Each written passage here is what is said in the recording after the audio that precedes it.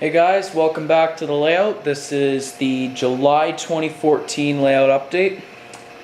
Sorry I didn't get one up sooner because it's already in August, but everything that I completed is in the month of July. I haven't done anything this August. But first I'd like to thank Al and Greg, TMNN, and West Coast Rails for coming out, as long as their buddy Fred. I had fun talking with you guys and running trains, and we definitely need to get back together again. And yeah, thanks for coming out. Really enjoyed that. We also did some trades and so forth in between rolling stock and whatnot, and that's what I'll start off with because, well, it's in the end where no progress has really been made. So I'll start off with the biggest thing here. I received this Intermountain ES44 AC number 8712 with DCC and sound from Greg. I traded him some auto racks and some well cars and whatnot. As you can see, all my auto racks except for the Auto Max, which I'm keeping because those are pretty hard to find from what I understand, are gone. So all the Walthers auto racks are gone. I just didn't want them anymore because I didn't like the excessive overhang even on a 24 radius. So much happier with this locomotive than the auto racks, plus they take up a lot of space. But thank you, Greg, for that. I will have fun running that locomotive. And from Fred, I traded him some auto racks for this 5-unit Maxi 3 well car pack.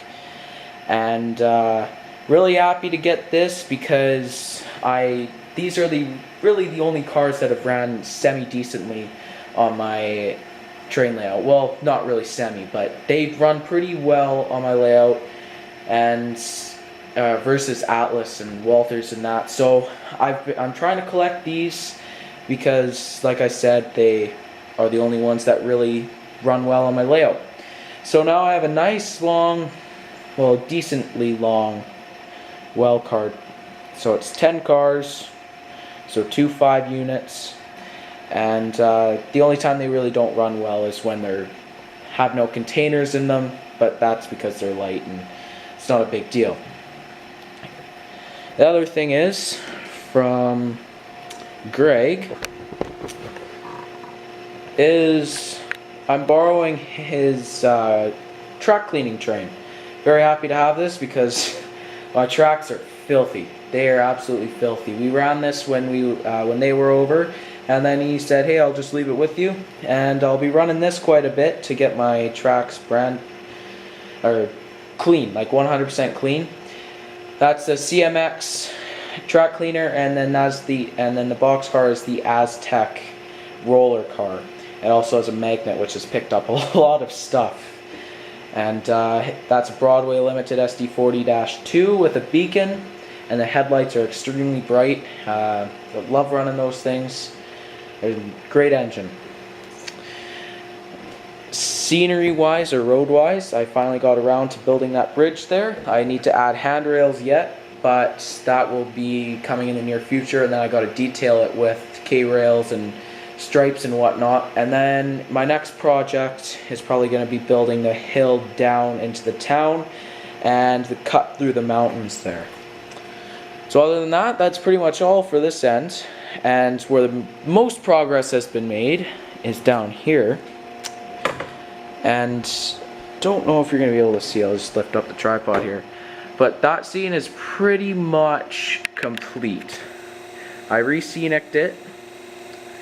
I put some sand piles, I put small rock piles, and I put boulder pile there, and then I re-scenicked the open pit mine, and then I have some buildings and roads and whatnot.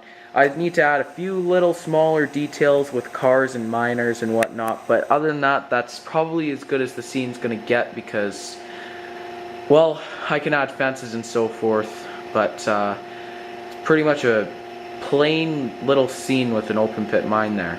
But over here I've finished up even more stuff. I've reballasted the track up there, redid the road and whatnot, and last but not least, over here, I refurbished this little development area. I'll start off up there. I took super trees and glued them to the back wall and put the fine turf on there. And then the bridge I weathered with just a spray paint basically. And I redid the culvert or the retaining wall there, so it has a little more of a modern look. And I redid the development area with the little new homes. And in the back, you can see that there's a little train derailment. I took some old cars that were missing a bunch of detailed parts, and I took a torch to them, softened up the plastic, bent them around a little bit, and smashed them and so forth. There's three open hoppers there, boxcar, and a gondola. And this can even be used as a operation. Someone has to deliver the ballast cars and the crane and whatnot. So that's just a different little operation that's, well, not many people have thought of. But that scene looks really nice now that it's done, and that's pretty much it for that scene. But the scene I'm most impressed upon myself about is this farm scene. I'll put the tripod down here. And I did the fences. And what I did there is I siliconed some posts down. And I took some thin nylon thread. That'll focus in there. And I wrapped the thread around each individual post. I did 2 strands, and it's supposed to look like barbed wire fence. And I added some grass tufts in there and horses, and there's a windmill right there behind that tree. But this scene turned out really nice. I really like this scene a lot. All I have left to do, pardon me, is light up that building, and that's pretty much it for this scene. And then that would leave me with almost 3/4 of the mountain area finished. I'm not going to be able to fit the tripod here, but for that tractor, as you can see, the little piece of wood in the front that has just a random number for an address sort of thing on it. And that's just small details that I have to keep adding to the scene to make it really pop.